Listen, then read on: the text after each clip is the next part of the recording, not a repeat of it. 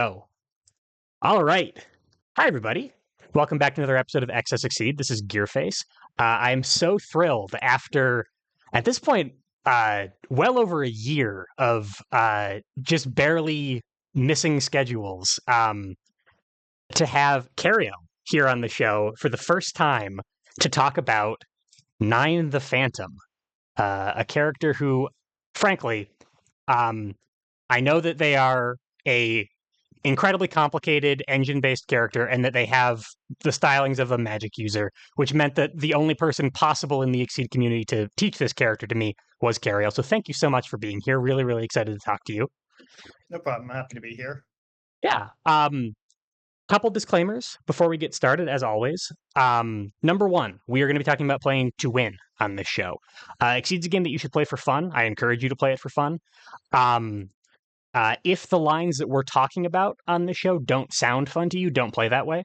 That isn't a dichotomy between playing to win or playing for fun. If you play for fun, you will play more. You will get more experience of the game. You will get better in the long term. I encourage you to do that. And Exceed's fun, turns out. Disclaimer number two is that we don't know everything, especially with a character this complex.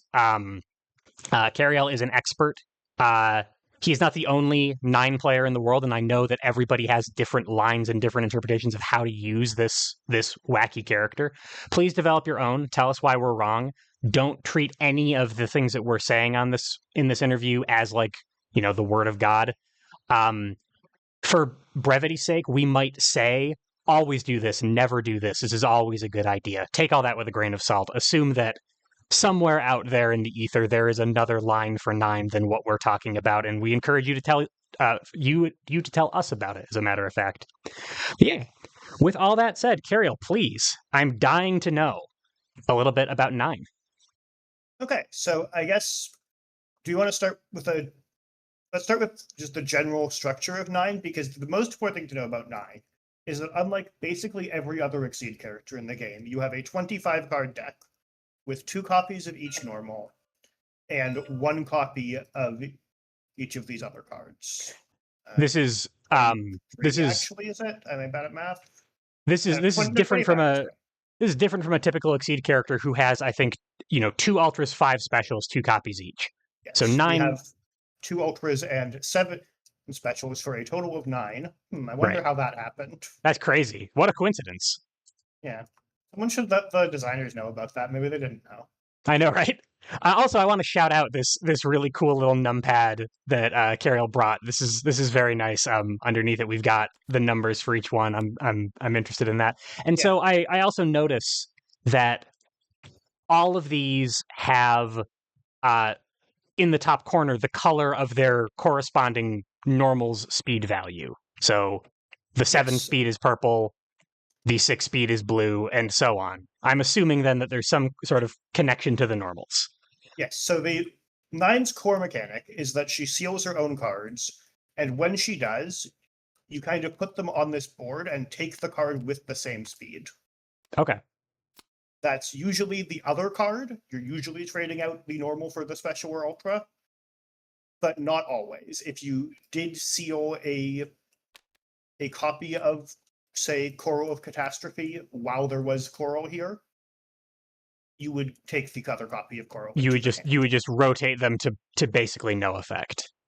Yeah. This okay. Well, not always to no effect, because the card you sealed might not have been in your hand.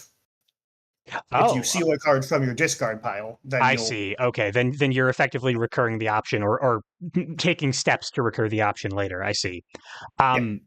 So I guess first question. I've talked before about characters who seal things on the show. Spectre Knight, Minato, like this is an idea that has come up in other situations before.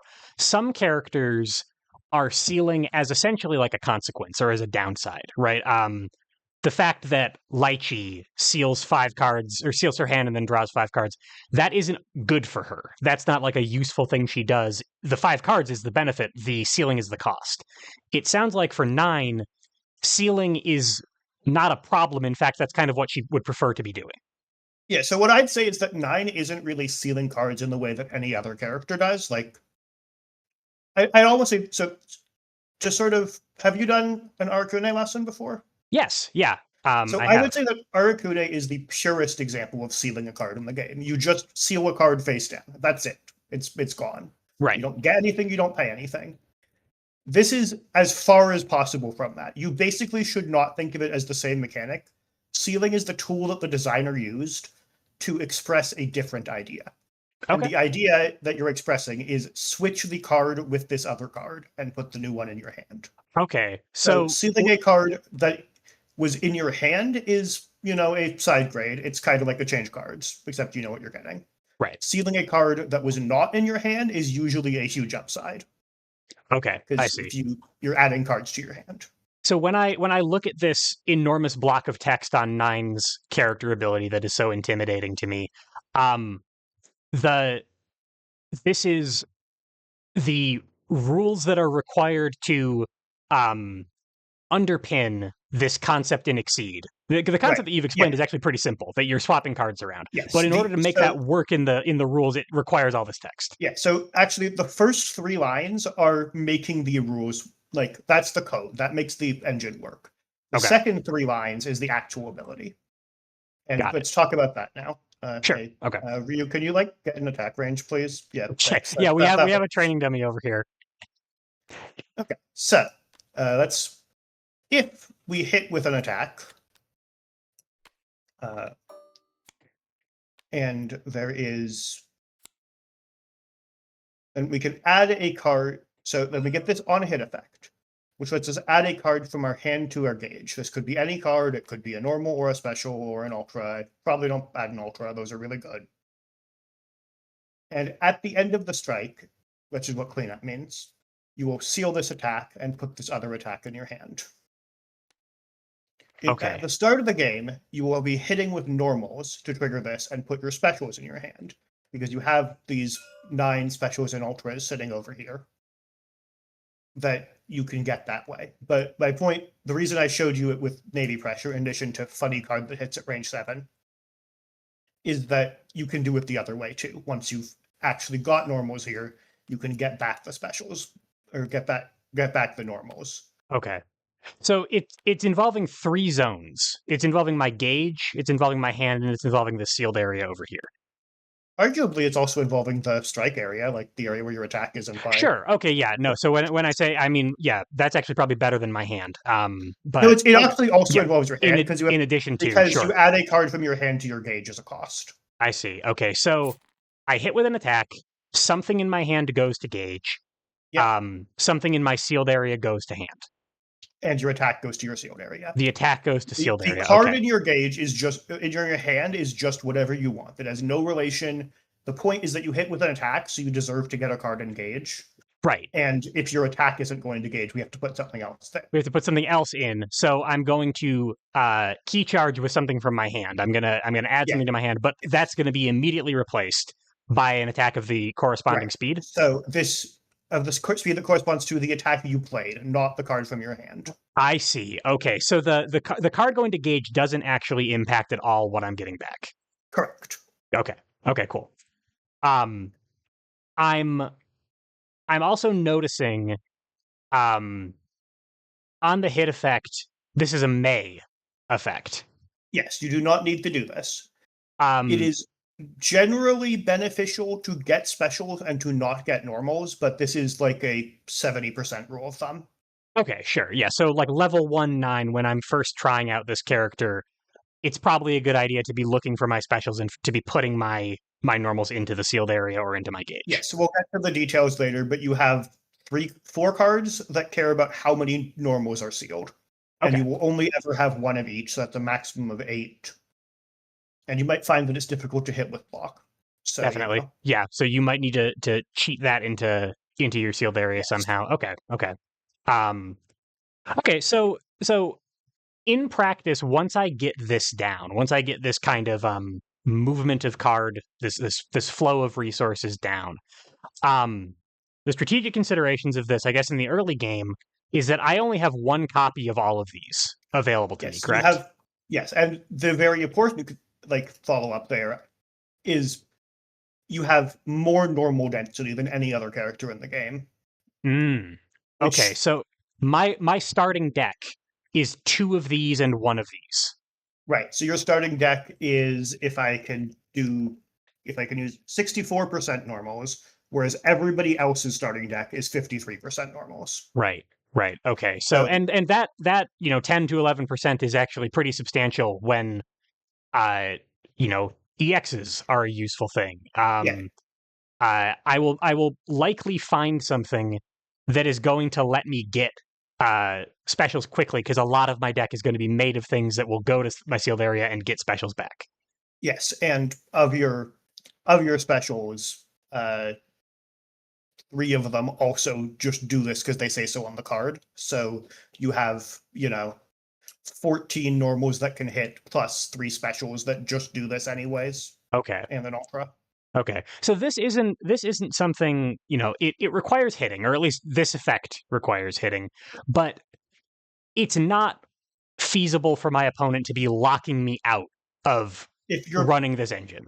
Yeah, if your opponent, like, you'll get a couple pokes at it, and you do still have 1 copy of each card to start with as well.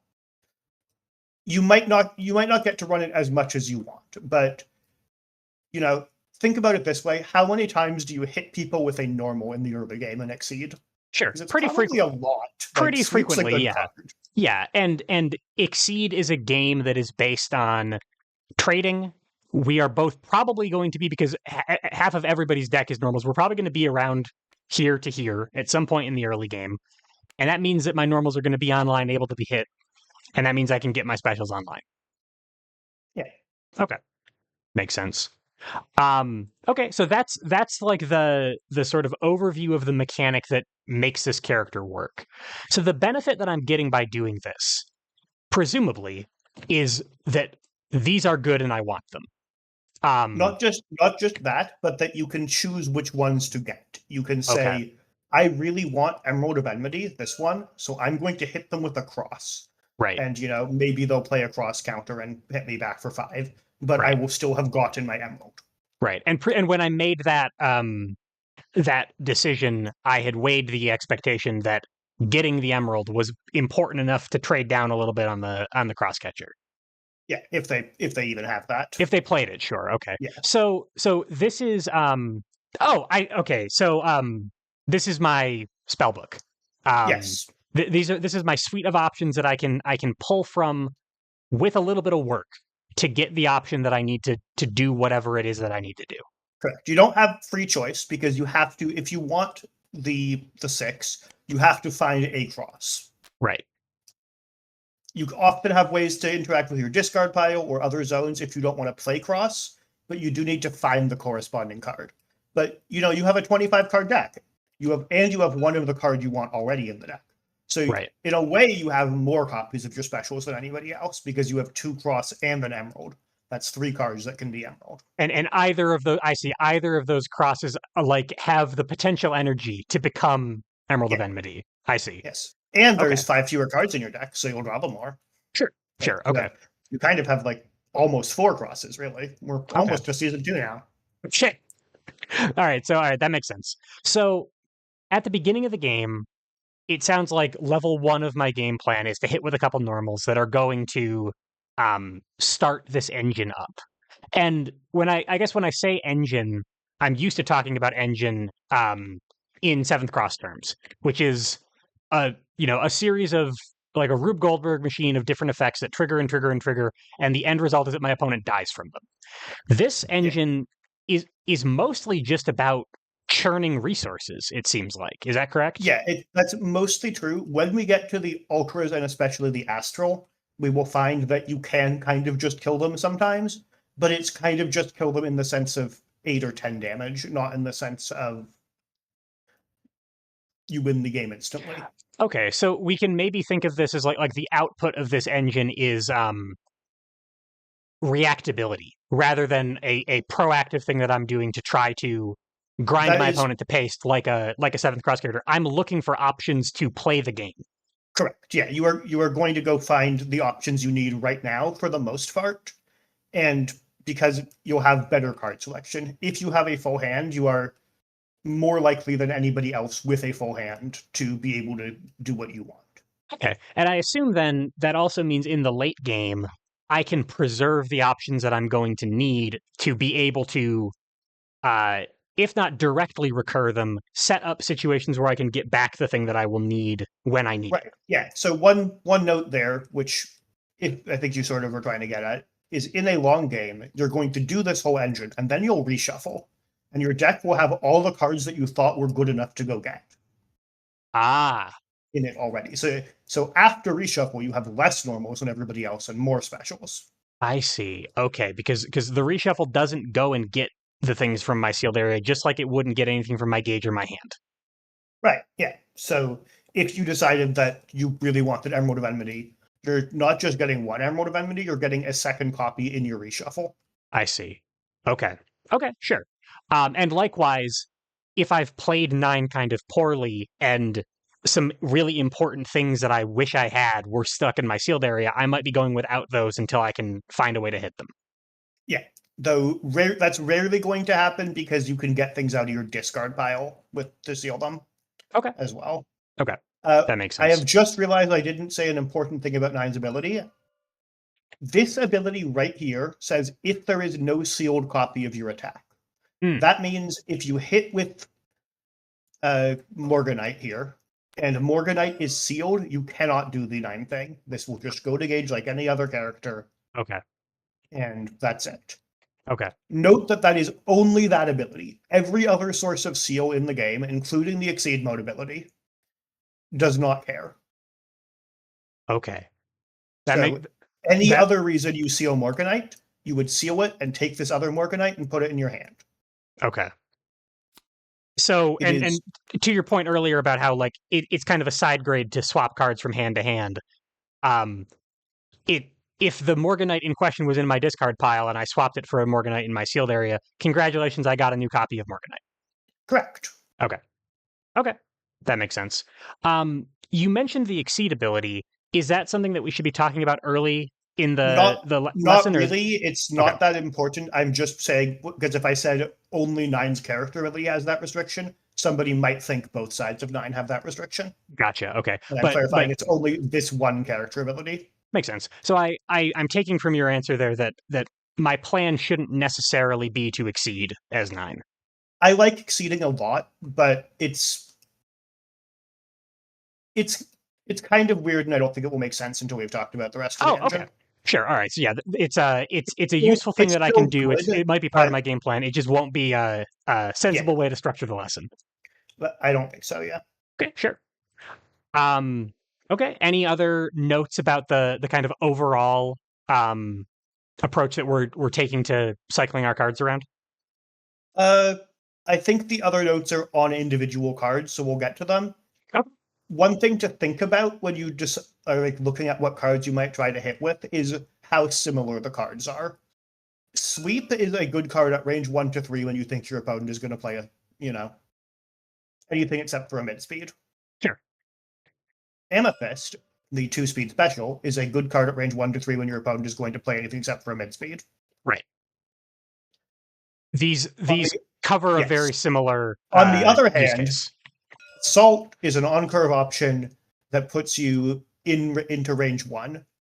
And Morganite is a fast projectile that kind of wants to be played at range 4 or 5 and stun a dive or something. Right. So by even hitting with the assault in the first place, I've kind of lost the ability to play the Morganite immediately. Um, Yes, if you wanted the attack. If you wanted in the the board state. boost, then by all means, because the boost is great. Sure. But we'll get to Okay. that in a minute. Okay. And Okay. I think it's worth calling out with Morganite, especially even more than the other ones that have projectiles. This is worse because you lost a backstep as well.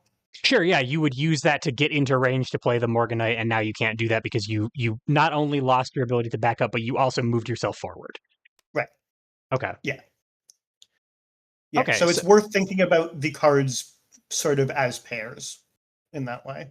right. Because the primary way I'm going to be sealing them is by hitting with the normal. I should take into account what that will do to the board state. Um, if I can't do that, it sounds like maybe I should be leaning on other ways to seal a card to get that Morganite in the first place so I don't have to play the assault. Yes. Or Okay. just play the assault and like Assault might be the one of these that I would least trigger on, Okay. like, be least likely to put into the sealed area, though I still think it's more than half even then. Okay. And again, it sounds like partially or largely because of the boost. Yeah, the boost is quite good, and we'll get back to it. Okay. So actually, speaking of boosts, does that mean that?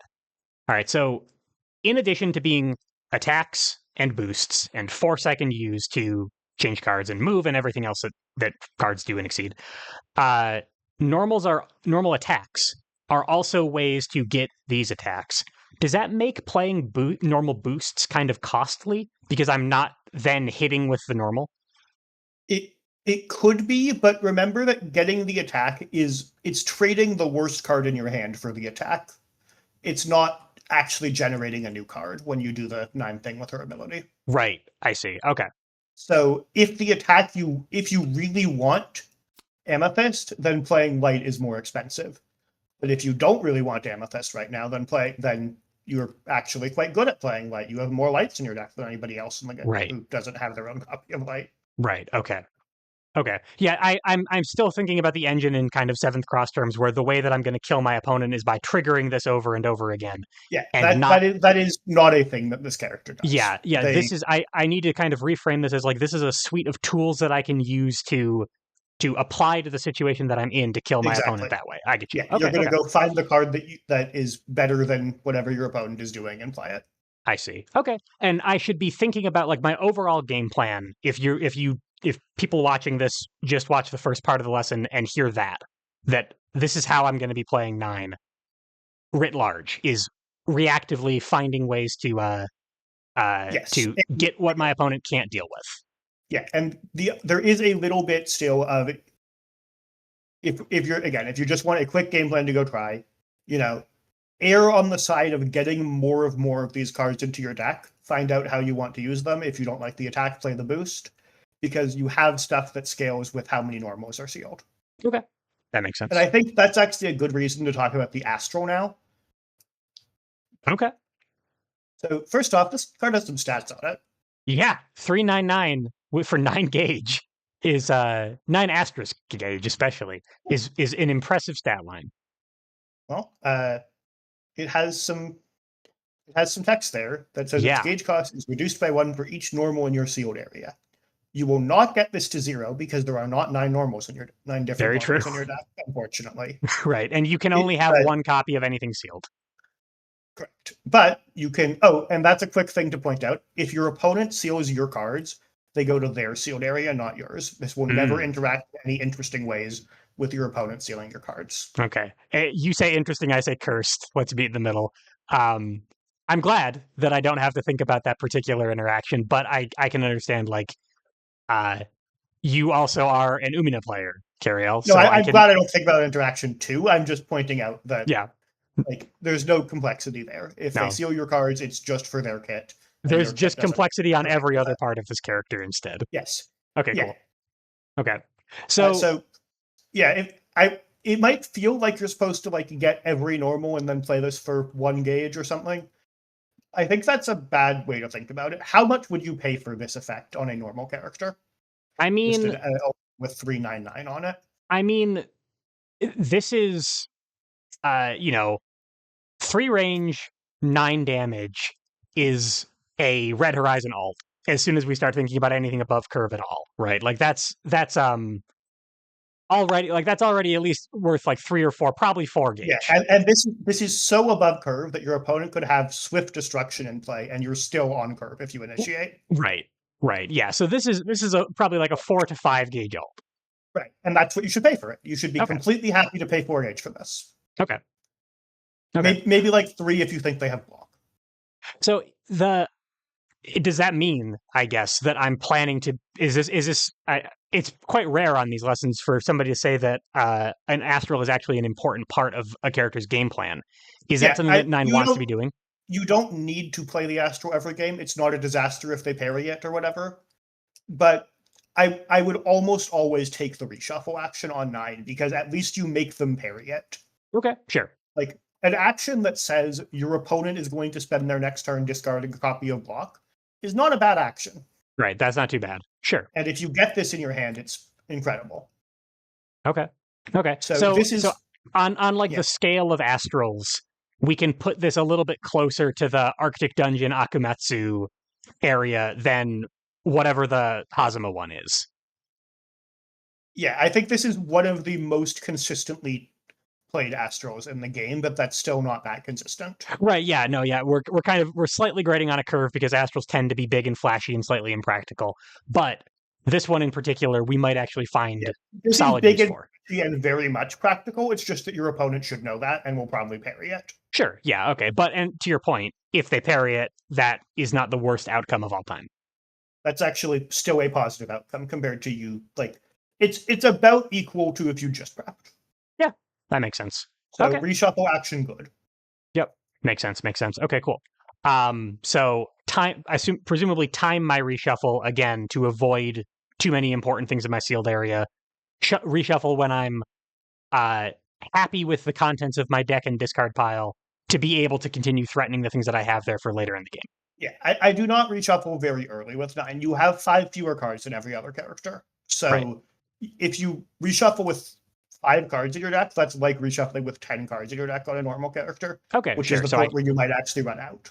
right, right. So I should time that being cognizant of the possibility that I'm actually giving up some damage that I might need to end the game. Yeah. But Okay. that being said, you're also getting a card that does 9 damage. Right. Yeah, no, I can probably make up some of that damage by hitting for 9 damage. Yeah. Oh, makes sense. Shall we talk? Shall we just do a kit breakdown? Yeah, I think that's a good place to start. Okay. I'm good to go in speed order. I'm also good to go, specials to ultras Yeah, if there's let's any do speed particular order. Speed cards. order seems like a nice place. We only started with 9, so, Sure. bit of a countdown. So, this card is a little special because the only speed 8 is Azurite Inferno. So the Right. only way to get this is to draw the 1 copy in your deck. It is an incredible card. So first off, have you done a Rachel lesson? I have. Yes. Uh, this boost is you can be Rachel today if you'd like. Oh wow, yeah. Uh 2 force for advance or retreat 2 action compression. That's actually even better. Rachel can only close. Yeah. You know what else is better? Rachel doesn't have a 3/9/9, though she kind Yeah. of does. But So this is in some ways a 1 to 5 9/9. well, one comma 3/5. It does There you not go. say Oh, sure. Yeah, it's not up to. I get you. yeah. Yeah. So this boost is really, really good. The attack is also good because it's a reversal. It's speed 8, It's just grasp, but graspier. Yeah, I mean, and But part of that I assume is like we need to maintain the numerological motif, but yes. literally just having an above curve 1 speed or a 1 range card is not common in Exceed.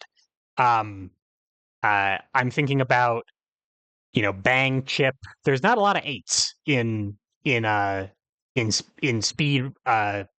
speed discourse in Exceed. So this is already just a special thing I can do. Yeah. And the on hit is our first example of a card that actually interacts with the economy. So this seals 2 cards from your discard pile, which could include the gauge you just spent to play this attack. Okay, so that means that something in my discard pile, the gauge that I'm spending, all of that can go to my sealed area if it matches with the speed of something that I'm looking to seal or looking to unseal. I can get those things back. Correct. And you should basically always use this effect because it is taking 2 cards from your discard pile and getting rid of them, and taking 2 cards and putting 2 cards into your hand. So it's recurring 2 cards. If you've played Renea, this is the 1/2/7 from her kit, except instead of saying normals, it says speed 8. Is that neutralizer? No, that's neutralizer's the speed 6 ultra. Oh, okay.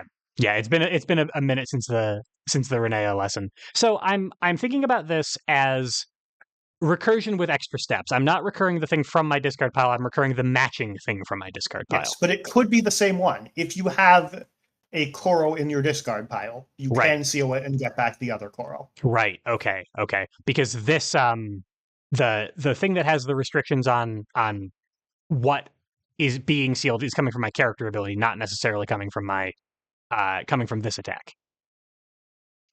Correct. Okay.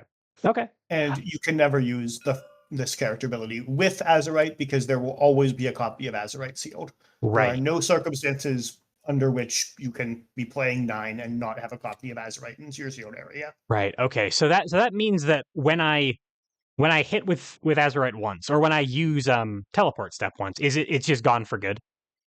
Well, no, because I mean, this is not the only card that seals cards from your discard pile in your kit. So if your Azerite is in your discard pile, if they just saw you mulligan for it and they parried it, luckily, Right. you can do something else that says seal a card from your discard pile, seal Okay. this Azerite, get back the other Azerite. So what is impossible then is EX Azerite Inferno. EX Azerite Inferno is possible, Okay. and you always have to draw the one Azerite. If the Azerite is still in your deck, there is no way for you to get an Azerite, and I that see. can kind of suck. Okay. Okay, that makes sense. And it sounds like given both sides of the this card having a huge amount of utility, it's probably for the best that I'm only ever able to get one at a time. Is this often just like a high priority target to get back to leverage? Yes, but it isn't progressing your scaling. So all the cards that care about cards in your sealed area are how many normals have you sealed. Right. So sealing Azerite is saying, instead of doing that, I would just like a broken card, please. Right. Okay, so I'm not making my big payout, my big sealed normals payout better by doing that. I'm not making Colorless Void more affordable. All I'm getting, quote unquote, all I'm getting is Azerite Inferno and Teleport Step, which, I mean, the use Yeah. cases kind of speak for themselves. Yes, and the one thing I want to mention is do not play this on offense unless you are really sure that you know it's going to work out, or unless you are okay with like eating a sweep to get your engine going. Okay, sure. It's just too good Because as a defensive card. not just that, it does not stun EX anything. Oh, true. Right. Yeah, that's a fair point. Two You power is a are, lot worse than. yeah, yeah. Okay, But if they initiate, you already know it's not an EX, so you can just play this, and you just you play the will thing. always get the thing you like. You will always get the engine, and you will stuff, grasp and cross and a lot of other things. Right. I was about to ask. So, like, one thing that I do sort of know about Nine is that she has like some light to moderate zoner tendencies. I was about to ask if it's practical to be hitting this, but then I was like, wait, Exceed is a game where people trend towards range one all the time. I'll be at range Yeah, one if you at if some you point. have if you have zoner tendencies, that means your opponent's job is to get to Is to range one. chase you, of And course. now Okay. once they do that, you have a great tool. Once they assault in and they play with advantage, you can say, actually, I'd like to go get that. That's actually a. Can we do a? Let's do a quick, like, example case. Yeah. If Ryu plays assault here, and you're sad, and strikes with advantage, and you respond with Azerite, you can go get a boost that moves you out of your sealed area. Right. Ideally, you would have already got cross sealed, and you can now go get cross back with this on hit, and then on your turn, solve the range one problem. Right. Okay. And that is just generally a thing you can do, is if you play Azerite on their turn, you can get a normal safely because you can boost it on your turn. Whereas if you play Azerite on your turn, offensively, you they just do read not me. want to add a normal to your hand because they'll read you. Yes. Right. Okay. And also, so putting aside the exact utility of doing it on offense versus defense, is this kind of interaction kind of what Nine wants to be doing? Is, all right, in the situation that I'm in, I don't want to be at range one. Let me find a way to get something that will let me not be at range one anymore. Yes, that is a common thing that you will want to do. Okay. And sort of even more broadly than that, that's how I should be thinking about a lot of things that Nine wants to be doing in general, is like this very moment to moment, like, what do I need now to get out of this problem that my opponent's presenting me? Yes. So we'll get to that. We'll get to the specific cards in a bit. But in a tournament game recently with Nine, I believe I teched 4 of my opponent's ultra boosts with that before reshuffle, because I just kept taking the dive back from my sealed area and playing it. Okay, so you identified in that game. This is not a 9 game plan. This is a thing that you reacted to. No, this is your opponent's game plan. I was matchup. Like, oh, my opponent ultra boosts say they sustain themselves if they aren't stunned. I don't want to deal with that. Right. Tech this. You played it again. Tech this. I've identified now that you're going to probably keep doing this. Let me go get the dives back. Yeah, and ideally you want to get back the dive and immediately play it, so it's never known in your hand. It's never known in your hand. Okay. Okay. Yes. So it sounds like, at the end of the lesson we'll talk counterplay. One of the points of counterplay is that 9, if she's not careful, can make herself quite vulnerable to reading. Yes, 9 is vulnerable to info war in general. Your parries hit more often, your readings hit more often. Having your cards revealed is bad because they're often conditional janky shapes. Like Right. if you want to beat 9, play a character that is good at gaining or spending information. Okay. That makes This sense. has been the Renea sales pitch for this lesson. Or Okay. play Ryu. Ryu is actually really hard. I'm not sure why. Yeah, I mean, the dude's got good stats. The dude plays Exceed very well. What I'm learning from this is like there are some characters who would rather do anything than play Exceed. It sounds like at the end of all of this complicated engine whirring that we're seeing is that 9 is kind of a character who plays Exceed. Yeah, she's going to, the only like really not playing Exceed she's going to do is she's going to hit you for 9 with the Astral sometimes. Okay, sure, and that's not And really that's kind allowed. of, Yeah, that's not really what Exceed is built around. yeah. But Okay, that is only going to do 9 damage. You need to do 21 damage per game by playing Exceed. right. Okay, that makes sense. You compare that to an engine character like Minato, for example, who is uh, revving his engine to uh, do something very different than what every other character wants to be doing. It sounds like 9 by the end of it is an Exceed character with a lot of extra steps and complexity and nuance to her, but she is an Exceed character. Correct. I would say so. Okay, that makes sense to me.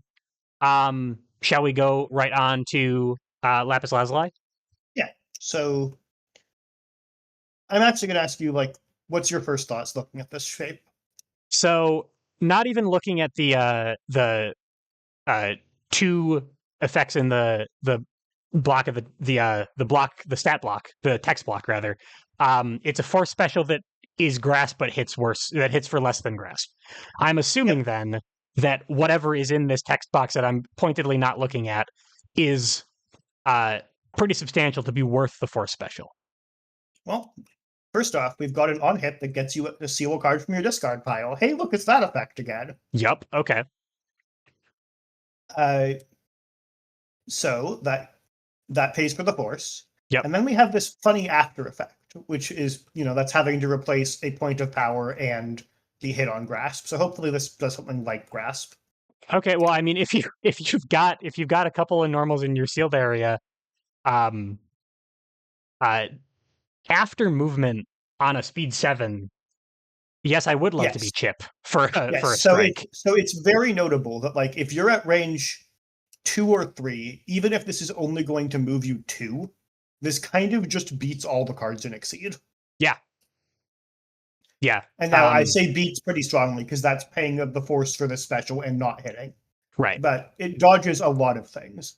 Yeah. I mean, short of, I don't know, like there's some 1 to 5s, right? There's plot hook, for example, right? There's a couple of things in there, Yeah. but every normal certainly dodge a sweep, dodge a spike, dodge an assault. If you throw a projectile at me, I can probably get down even to range 2 and dodge it.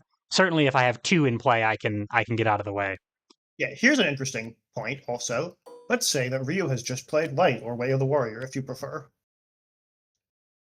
And you initiate with Lapis. You still dodge everything. Yeah, yeah. For the most part, unless he, I mean, no. Even if he throws if he throws Shoryuken, if you initiate, he would catch that with If the you, extra yeah, light.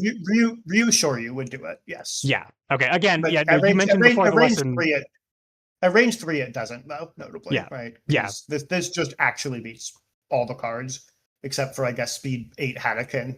Yeah, there's some Ryu cards here that And are you problems, actually, this always comes up, but you mentioned prior to the lesson, Keriel, that Ryu is not a great training dummy because of how many weird edge cases he has. But to your point, incredible card to dodge things. And it yes. doesn't really sound like I need that much. I need 2 spaces of movement. Yeah, you need 2 spaces of movement for it to be good. But if you get the third, it starts being insane. Because with the third, it is now grasp that beats sweep and focus. Yeah. Yeah, you just leave.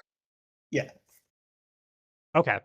Okay, So and and with the additional utility of being able to dodge Metsu Hadoken from out here. Sure. Okay. Or just a normal crit Hado. Sure. Like without Sure, light. sure. Okay. Uh, a grasp that both beats sweep and dodges projectiles is probably worth a force special. Yeah, and it gets back a card on hit too. Like it's not Right. even really a force special if you hit. It's only really a force special if you decide to use it purely as a dodge, which seems fair to me. Sure. Okay. So when I'm looking for this card, when I'm trying to add this to my suite of tools that like you did when you went to go find those dives to use those techs over and over again. The times when I would do that, it sounds like, are when I already have some normals sealed. Um, Yes, to it's better at the without that at the range one use case because this on a hit can get you a normal into your sealed area that will count for the after. Oh, sure, okay, so I can get something that would then it could even be from my gauge because it's a force special. Yep, Um, or from your hand. It can be from wherever you want, pretty much. okay, okay. So I would need at least one normal sealed to be able to do that, get something into my sealed area on hit, and then be able to repeat the effect because it's every two normals. Yeah, to move two, you would need to have one already. To move three and beat sweep, you need to have three already at Okay, range one. And the okay, numbers are one higher if you're playing it without hitting. right, okay, If that you makes get to sense. hit with this card is insane. If it misses, it is only really good. Right, its goodness value in that case is commensurate with how good the thing it is, or how expensive maybe the thing it is that I'm dodging. Yeah. Okay, If they have like Fierce in play, it's very good. okay. They less So good. as an evaluation of its impact on my opponent's game plan, I would go and find this when I need something to allow me to continue sealing and keep my engine going to get something else back, or when I need it to dodge something very important. I usually get it for the mobility and dodging rather than for engine reasons. There are other cards that do engine as well, but this card is your only card that does the mobility thing like this, and it Okay. does it very, very well. Okay, sure. Um, in the very early game, where there aren't any normal sealed at all, I'm mostly just using it as a way to seal something from discard. Uh, maybe in the very early game, I would just save this card because it's very valuable. Okay. It does have a funny key charge variant that almost never gets played, but could come up. But again, Okay. I think this card is very valuable. And the case where I wouldn't value this card is pretty specific. It's your opponent has made this happen. Right. Or You like just you just this. can't get far enough away from Yeah. and specifically not this. This is actually easier to get out of than Yes. something like this. If this happens, then Lapis is very good. Right. If your opponent's on one of these two spaces, Lapis is no longer a good card. Right. Okay. That makes sense. I'm actually very glad to hear you say that this boost is something that I shouldn't have to consider very hard most of the time, because the rest of the decision paralysis that I'm going to be experiencing as nine, I could use some dead options occasionally to help the information overload. And Yeah, unfortunately, this that's attack fine. and this boost are both really good. This is you play the boost. Like the attack is very good and the boost is broken. Is my thoughts on this card. That makes So sense. like you will play the attack occasionally, but you won't lose that many games by just saying this card's a boost. Okay, and similarly, this card's an attack, and specifically, it's an attack in the mid to late game. Yeah, yeah. And this boost is like very, very situational. It Yep. works against it's good against like a looping fireball on top of your opponent's deck, specifically, because they can't play it that turn when they have to draw it, and that's slightly worse than getting to wild swing it. Right. And even then, I'd probably rather just play this speed 7 card that moves me in to beat the Sure. looping fireball. In most situations where you have this in your hand and you've been running your engine all right, what looping fireballs would this not beat with a decent amount of normals sealed? Yeah, exactly. It's very the boost is very situational, and you can kind of ignore it if Okay. you yeah. Uh, So just to make sure that I'm understanding this, um, I'm just checking to make sure I remember the rules of nine, because this actually is the first time yeah, fair. I've had to think about this. So in order to get this, I would hit with grasp, correct? Correct. If you hit It with grasp, you can add a card from your hand to your gauge, Right. seal the grasp, and take this lapis. Got it. Okay, thank you. Just making sure I understand. So when I'm out looking for, and to your point about uh what is the overlap between these cards? The assault versus Morganite, the sweep versus amethyst. These are both range 1 cards. I would uh probably, and frankly, this is maybe a range yes card in terms of some of the utility on it. I would happily trade a grasp for that. Yeah, in the matchups where you want to hit your opponent with grasp, you really want to have this card. Okay. Because then you're going to be hitting with it, and it's really, really good when it hits. Right. Okay. Okay. Makes sense to Right. me. Yeah, let's talk about the speed curve. What's on curve at this range? 6 is on curve at this range, Keriel. Oh, thanks. I see you've read a 9 card today. It's true. What about this range?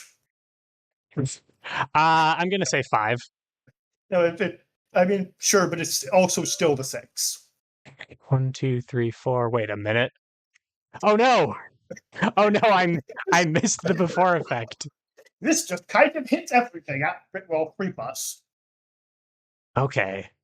For So each normal in your so when I asked earlier about like how many normals do you need to make this after effect crazy, the answer for this one is probably just 1.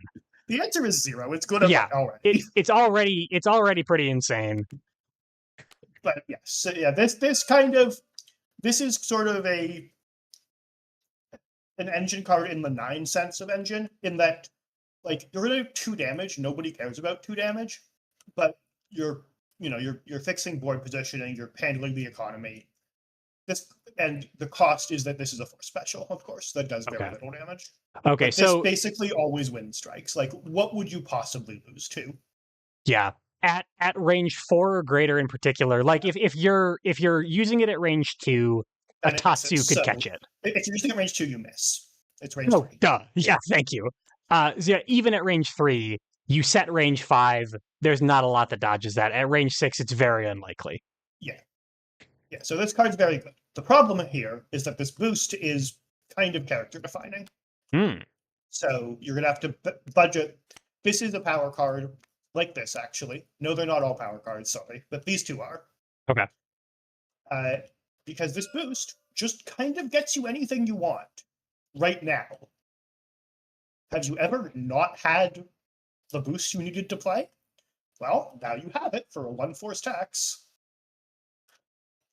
This is pick up anything you want from your sealed area. This has a lot of the utility overlap in hitting Azurite Inferno specifically on defense, which you mentioned as being like, oh, be careful of your opponent's readings.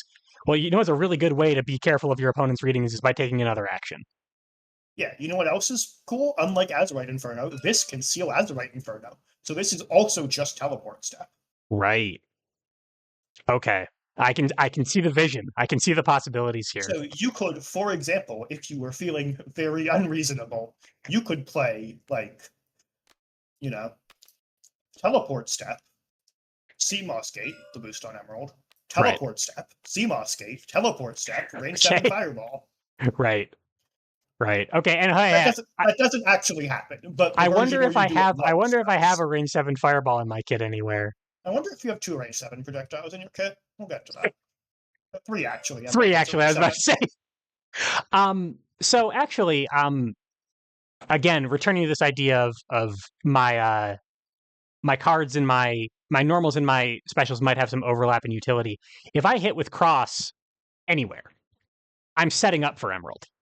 Correct. Because I've moved out to range 4 or range 5, but oh wait, I have a normal in my sealed area because I just sealed cross, therefore Emerald hits at range 5. Yes. Yeah, this card gets parried a decent amount, I feel like. That especially makes sense. if they know it's in your hand. And that's, again, getting a card that your opponent has to parry is good. They didn't get to see your hand from the parry. They didn't get to do something else with their turn. That's 1 fewer parries that they can spend on Colorless Void. Yes. Be happy if you get parried. It's not a bad thing. Okay. Yeah, it's a mark of honor that your card is really on the other hand, be sad if you get reading. Getting reading sucks. Yep. Makes sense. Okay. Yeah, so this is what I was talking about when I said I played like 4 techs in a game. This was a lot of Right. You the just three got it shuffle. back when you needed it. This is Yes, your because like anything in your discard pile um that matches speed could be in your hand. or Sorry. anything that Sorry. matches with a card in your hand or gauge, because this In your costs hand or gauge, force. it's got a force cost on it. That rules. Yeah, just any cards you have seen ever in the game, pretty Right. much. You can just Okay. get the matching cards from your sealed area. Okay. So I assume then that you would love to play this as an attack to completely diffuse whatever your opponent's doing and make them waste their turn. But really, I the would opportunity to say, present this boost is going to happen more often than not. yeah, I would say this attack is like you're going to have a lot of situations where this attack would just win the strike. And if your opponent has like initiated with an EX attack that doesn't beat this, which most of them don't, Right. if your opponent has put 2 boosts into play, then play the attack. Absolutely. Right. If you have reason But to believe that they're spending more on this, if it's an ultra, for example, they're spending more on this than just they're throwing dive. yeah, it doesn't have to be an ultra. It could even be like, dive with +4 power or something. Sure. But if it's just a normal card that you can beat in a different way, save this to get you whatever you possibly want. Okay. Okay. This That also, as a side note, is a great card to get if you just like maybe you whiffed your cross and you just don't know what to get from your sealed area. Pick up Emerald. okay. The other cards for that are Azurite, Inferno, and Flame, the Ultras, which we'll get to. Okay. And I mean, We've got to one of them already. this one has a really ridiculous boost on it. It has the ability to get get cards back anyway. This boost means that if I pick up Emerald, I really picking up whatever I want. Yes. Okay. Cool. Emerald's good. Shall we all right. talk Morganite? Yes. You mentioned Plot Hook. Oh yeah. It's Plot Hook. fast Right. plot hook with no with a little bit of a different range band and no guard on it. Yeah. So this really wants to stun people. It's not good if it doesn't stun them. Hopefully it stuns them. This is the first card I would say is not a power card that we've looked at. This card is okay. Okay. I would, if you have the read, play it. If not, this boost is actually, it's not a power boost either, but this is important that 9 has this. Because we've just been talking about how 9 is weak to information warfare, how 9 often has known cards, sometimes even known normals in her hand from just because she's playing her game. Right. The reason that this card shuffles cards from your hand into your deck is so that you can remove a couple cards from your hand without your opponent knowing which ones. This means everything that they had written down, it now has a question mark, and their readings are no longer guaranteed. You don't have to put back the normals that they knew about, but just the fact that you could have means they probably won't play a guaranteed reading anymore. And you don't need to reveal that because you're going from a information or from a area of the game that doesn't reveal information to another area of the game that doesn't reveal information. Correct. So you just draw your 3, shuffle 2 cards back, and draw 1. And okay. For end of turn. Okay, That's cool. Mostly I play this card for the boost. If you are fighting a zoner, play the attack. Okay. Yeah, it's a matchup tool. I can understand 9 having light to moderate zoner tendencies would probably prefer not to be pulling somebody in from range 3 to 5. But if you're up against somebody who's more of a zoner than you, pull away. Yeah. And if you have the read, if you know it's dive, absolutely play this. They were getting it anyways. Now you get 4 damage and 2 gauge. Right. Okay. Or I guess, I mean, the sort of underpinning of a lot of these, even if you wouldn't, you might hit with this if you really want an assault back. Yes, again, only do that on defense or you'll get readinged. Right. Right. Okay. But yes, that is true. It's much more true in the other direction. Sure. And I guess that's a point. This card is good into zoners. Playing assault is good into zoners. Okay. Okay. So that is a good case for it. And this was also the example that you gave of playing the assault to get the Morganite in the first place actually does a pretty poor job of setting you up for the Morganite anyway. Yeah, I think the thing I failed to consider there is, except that against a zoner where you don't think you're going to be allowed to stay at range 1, Morganite is good again. Okay. Yeah, that makes sense. This does randomly beat range 5 focuses. A lot of those get played, but you're happy if they do. Right. Right. Okay. Okay. Okay. How about Coral? Well, let's look at the numbers on the card. What do the numbers say? So this is under curve at range 4, hits for 3, looks down at the before effect. Oh, I see. Yeah, so Um, this is a reading punish. It's a reading punish. It's a you win the game if you have light in play. It's a card that needs setup. You should never play this fairly, pretty much. Again, if you have the hard read, you have the hard read. I generally think you should try to play not very read based, but that's not a 9 opinion. That's a general exceed opinion. sure. Sure. Yeah, this is a game about resource management. It's not necessarily a game about reading your opponent's mind. Yeah, and nine is definitely a character about resource management, even if you think you can read your opponent's mind. Sure. Yeah, yeah. You can't play 9 without you are literally managing resources. That's what this whole engine is But doing. this is a great punish. Notably, it beats a lot of things that are hard to read. Like you're sitting at range 3, and they have a sweep, or just stun it. They have a Right. focus, just stun it. Right. Right. So, uh Emerald was the first of our this card cares about how many normals you have sealed. And the use Lapis was the Oh yeah, first. no. Yes, okay. Thank you. So yeah, we're at 3. So this one cared about having uh one extra space of movement at minimum to make it good. This one didn't really need any. Yeah, Um this needs to stun sweep or it's a bad card. yeah, so Coral needs at least 4, preferably more. Well, yeah. I'm quite happy to play this. At range 3, I'm quite happy to play this for 7, Right. given that I have that up. Yeah, merely stunning sweep. Okay. And so I'm not unidirectionally gunning for this card by sealing a bunch of normals because I'm getting good utility out of other things. I'm getting other specials. Over the course of the game, it doesn't sound like I need to devote a huge amount of resources to making Coral good. It sounds like 9 just makes Coral good. Yeah, you're going to naturally end up with 3 to 4 passively, and this card wants 4 to 5. So you might do one thing you wouldn't otherwise to Sure. make Coral online. And Okay. maybe that thing is hitting with a dive Right. that also Right. gets you the Coral. Right. Okay. This boost is good, but not great. I mean, it's it's a stats boost.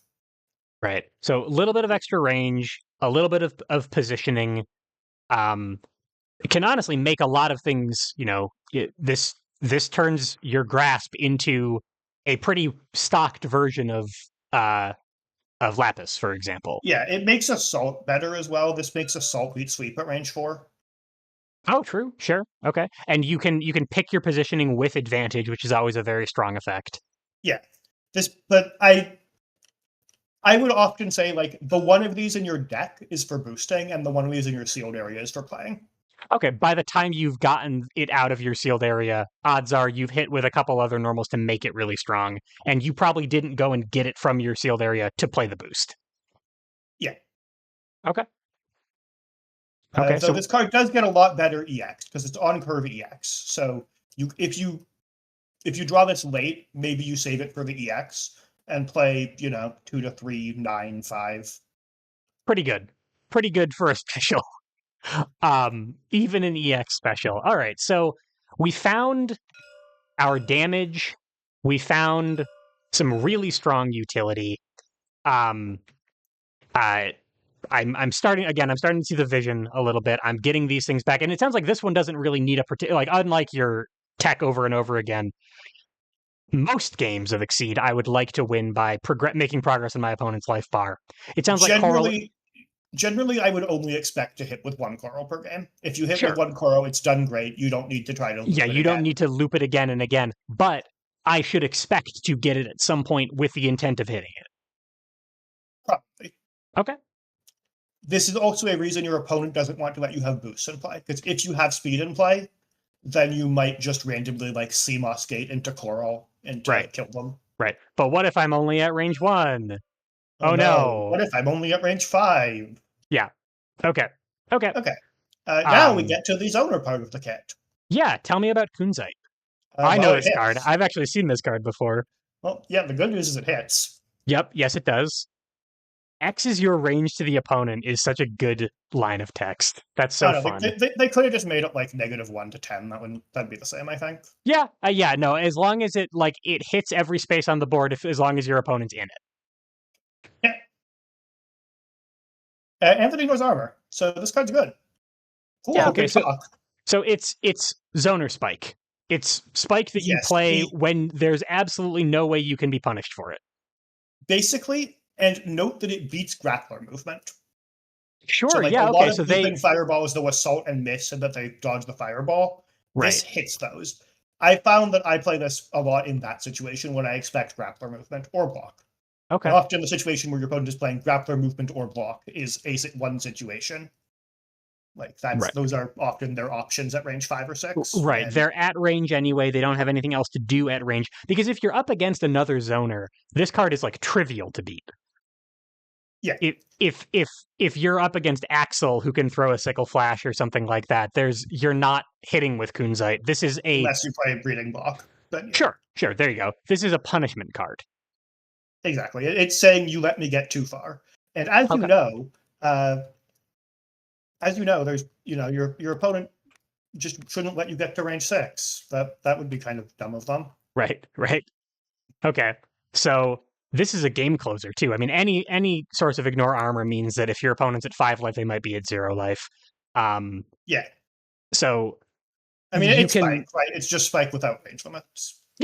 yeah, it doesn't have ignore guard, but most things that are even hitting at this range anyway, if you're using it against somebody, it's not because you're trying to stun out a low tiger shot. Yeah. You're trying to hit Zangief for 5. Yes. Okay. I suggest hitting Zangief for 5. It makes me feel better usually. Yeah, no, it makes a lot of sense. Honestly, I suggest getting Zangief to this range and then hitting him for 5. That's usually a good first step. Yeah, maybe not enough to kill him, but Zangief is a matchup where I might actually play this attack.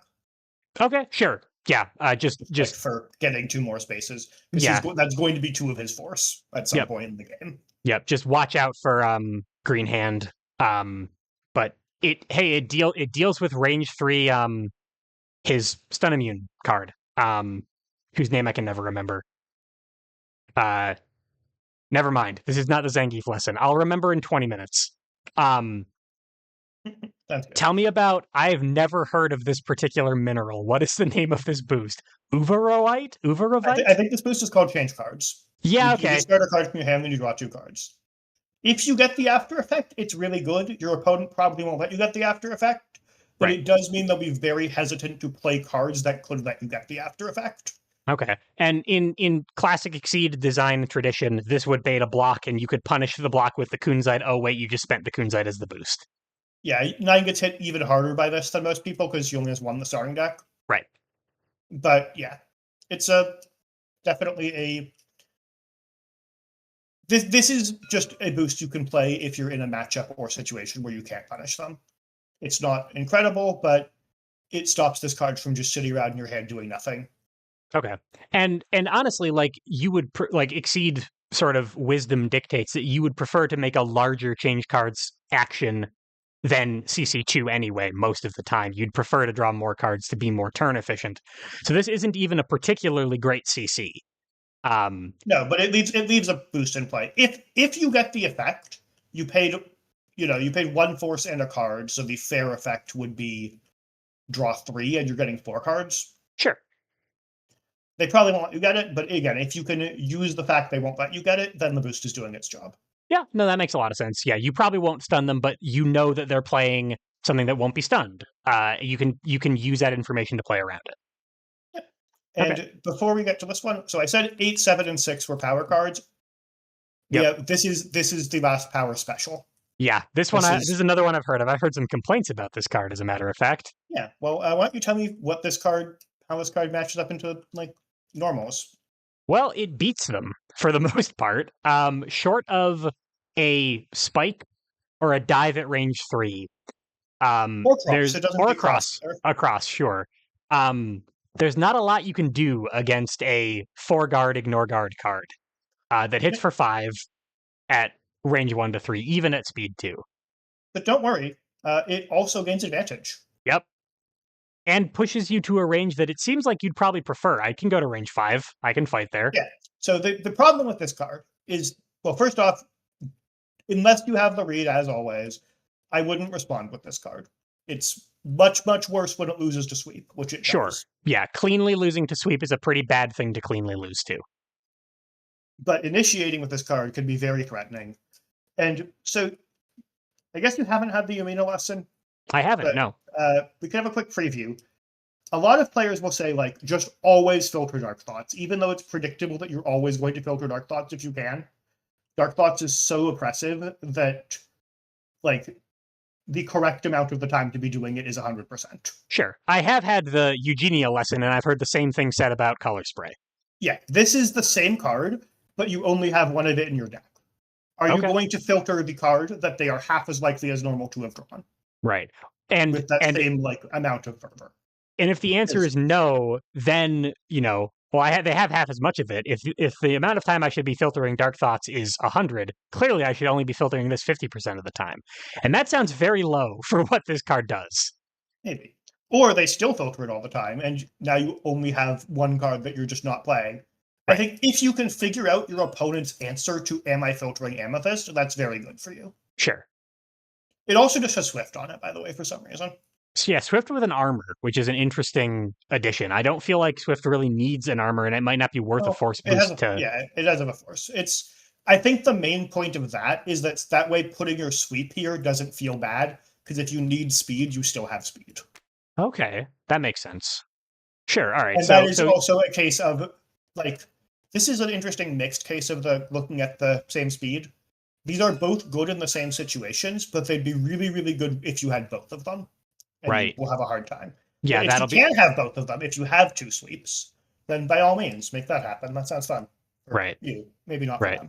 Okay. I'm also noticing at this point, just looking at the special boosts that we've come across so far, several of the ones that I really want to be playing, right? Or well, actually, no. I was getting ahead of myself. I'm noticing that Nine's kit is slightly expensive, and I'm not seeing a huge amount of card draw, in her kit. So like, there's some force specials involved.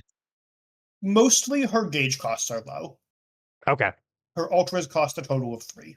That might be the lowest in the game. I can't think of anyone with 2 ultras that cost a total of less than 3. Maybe some season 6 characters who have like kind of famously cheap ultras, but no, to your point, that is not a lot.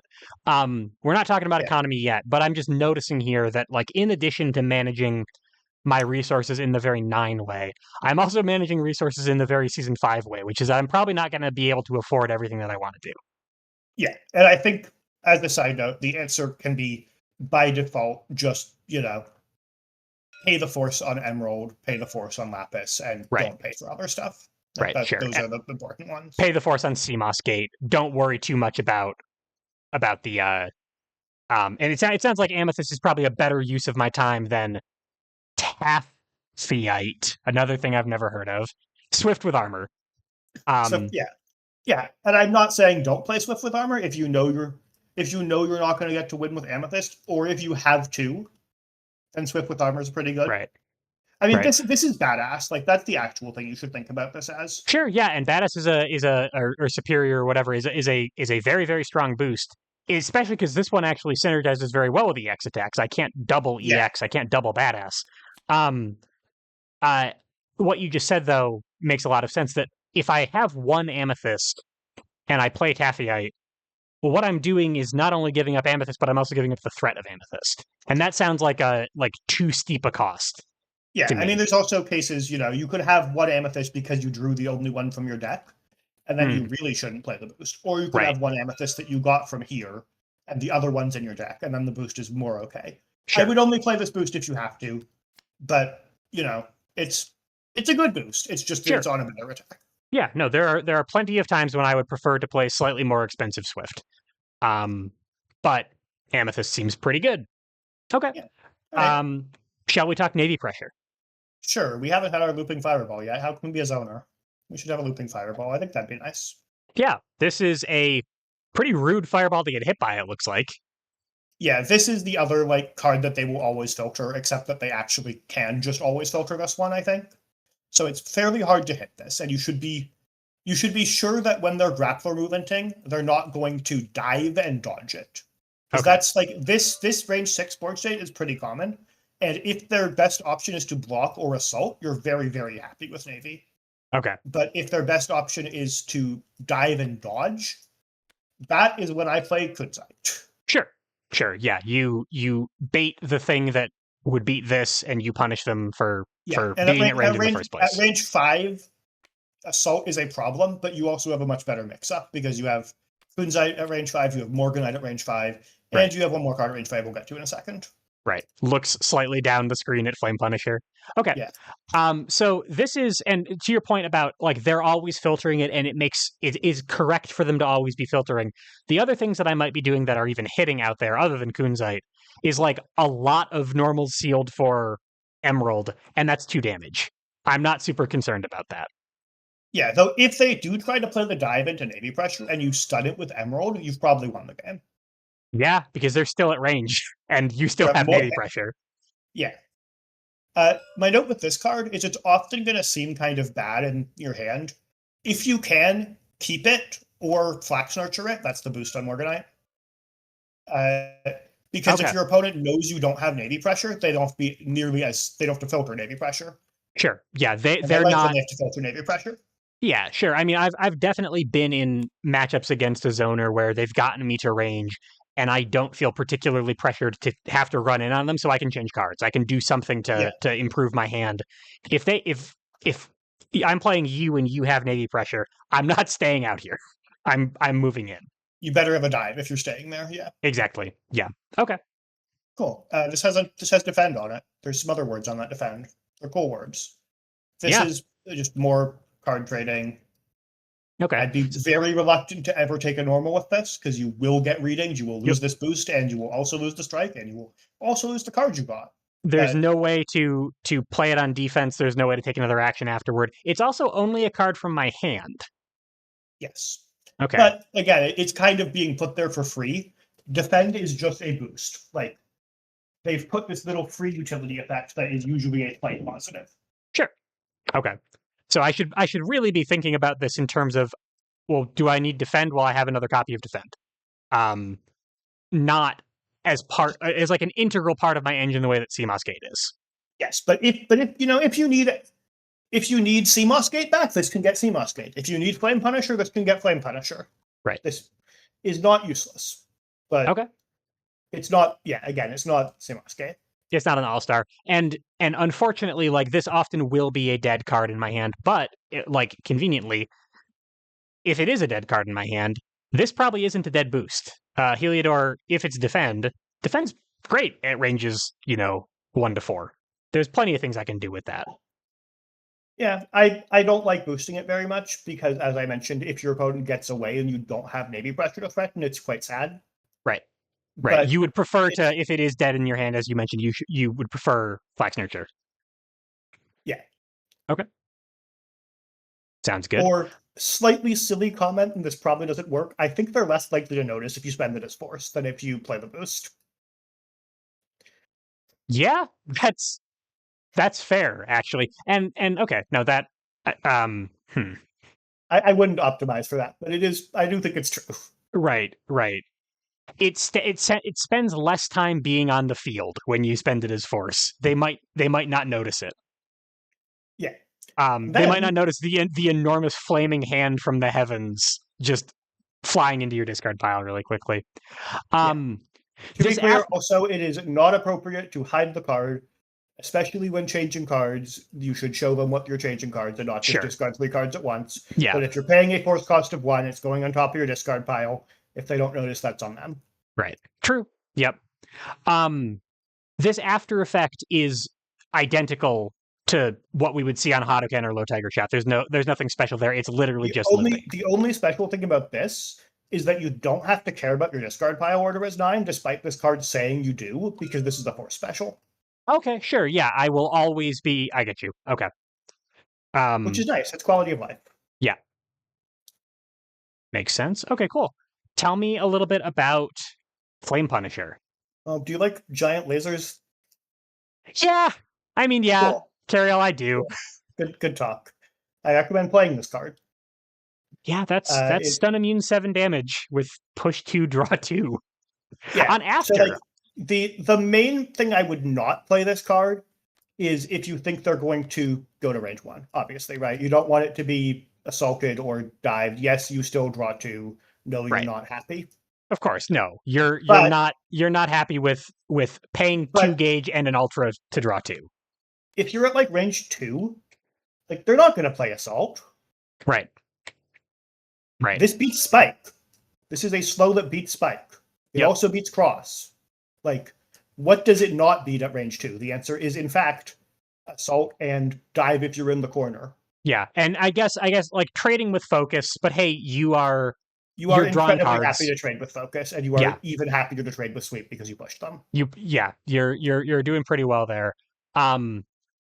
Yeah. So similarly to like a chaos scissors on Taisei or something, this is probably best at ranges 2 and range 5, not Yes. really 3 and 4. It's only good at 3 or 4 if the on curve option is down. And you should Right. check because it's like you're 9. You can, in fact, go get this card because the on curve option is down. If Sure, that's what yeah. you want to. That's a win condition for how much this card can do for me. I'm also, Yeah, I mean, like this is your other damage source. We talked about Coral yeah, and Colorless Void. right. This is the third card that does damage. That's a lot of damage. Also, though, the on curve movement being down could be could be an indicator. This is speed 0. They like if my opponent's got a Tatsu, and they can get to range 1 at speeds 1 or greater, Flame Punisher might be kind of hard to hit. Yeah, but maybe they're at range 5. Maybe they can't. Sure. Yep. So and again, we can engineer these situations where we can get to our preferred ranges relatively easily. We have a lot of movement control as long as we can get the cards we need to set them up. And then we have a funny boost. Yeah. Add three force and an ultra. Add your hand to your gauge and draw 6. Don't forget to Okay. draw 1 after for the end of your turn. Right. So you fully reload your hand in exchange for putting cards in your gauge and paying a lot of force. Okay. Yeah, this obviously you don't want to play this with a lacking hand. It's not really worth it to play this boost discarding 3 cards, add nothing to your gauge, draw 6. That's just a funny change cards action. Right. Maybe it draws 1 extra, but you also can't keep a card if you had a good card. Right. But So if this puts 3 or 4 cards in your gauge, it's very, very good. So I would And use this when I have a big hand of stuff I don't like. Or if you have a big hand with Azurite Inferno, it's really, really good. Because let's look at this hypothetical, turn 2. So it's on turn 1, you prepped because you're playing Exceed. Sure. And you have, can you help me find some normals? I need some normals. This is a pretty good hand, I would say. Okay. These are good cards. On turn 2, after you prep, you can play this boost. Would you pay 3 force? Sure. I'll pay some normals. I would not do that. You would not do that. Well, You would pay a normal. You pay All these unnormal. cards Okay. are going away anyways, right? We're Oh, sure. I see what you mean. All right. So these are all going into the discard pile anyway. Well, those 2 are. These are Right. going here. These are going to and gauge. you're They're drawing leaving 7. my hand, is what I meant. Okay. Now, this is a perfect transition into our next topic because you can now Exceed on turn 3 without having done a strike. Okay. So this particular opener comes up. It is still worth doing without the Azurite, but it's much less cool. This is really good if you ever get it.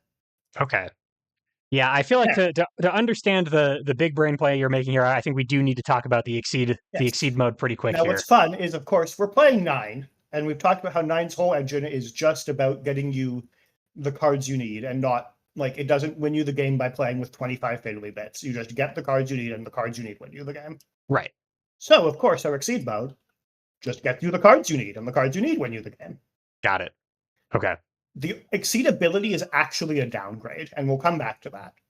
But you have this insane overdrive.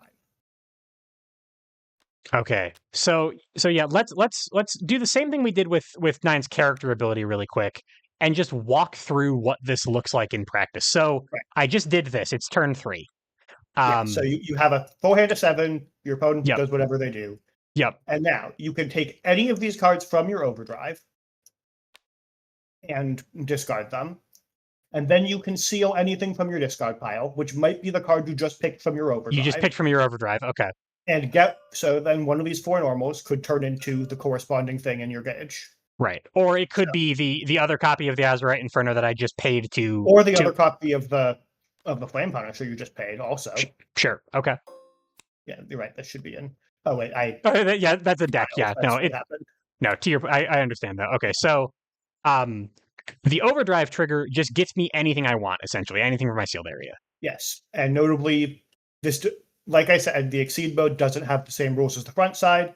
If you didn't have this block in your overdrive, you could just, seal this, get Flame Punisher if you want to. Right. Because it doesn't care about it being the same card anymore. But if you do have a bunch of normals and a 9 hand with a lot of normals in it, it's almost like that your deck is like way more normal heavy than has a whole lot more normals, a normal density than a regular character would. Yeah. So you can just seal 4 normals, get 4 specials, and kind of custom build your game plan from there. Right. Over the course of a couple of turns as this overdrive ticks down. Okay. So it's not it's like the opposite of Rachel's overdrive, where I'm converting quite efficiently a resource advantage or a resource overage into my opponent is dead. This just gives you resources. This is the closest overdrive I could think of is Jin. This is Jin's overdrive, except without the part where you have to strike. Right. Yeah. This is a game plan enabler, not a game plan in itself. But it's going to let me get whatever I need, like uninteractably. I don't have to hit. I don't need to spend a CMOS gate. And kind of quickly. I'm doing this while I'm taking a turn anyway. It's taking a couple turns to get everything. This is also a safe way to get normals back if you want. And usually if I'm doing that, I would seal the other copy of the normal from discard if I can.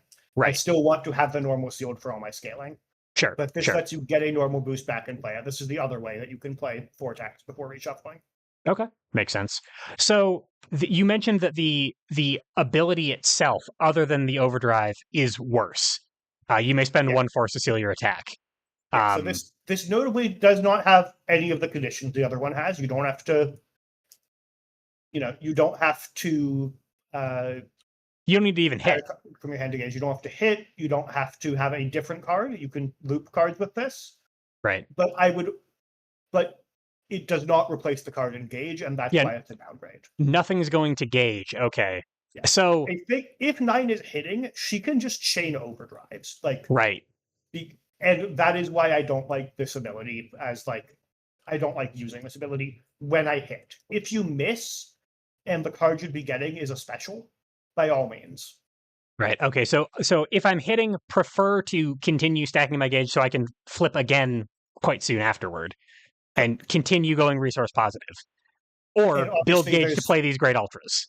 There's still some exceptions. If you hit with Navy pressure on your opponent's turn, 1, what happened? You're insane. 2, by all means, pay for the focus, even though you won't get gauge. Right. Okay, that makes sense. And then I'm going to revert ideally over, and so most other overdrives in season 5 are my time to go fully on the offense to make use of my power spike. It's most of what I want out of this ability is the overdrive trigger itself. Does that allow me to play a little bit more passively, or is it still kind of go time when I'm exceeded? You can. So the thing that happens here is that this will add 4 cards to your hand. Right. If you're going to have to discard those cards, then you need to find a way to use them.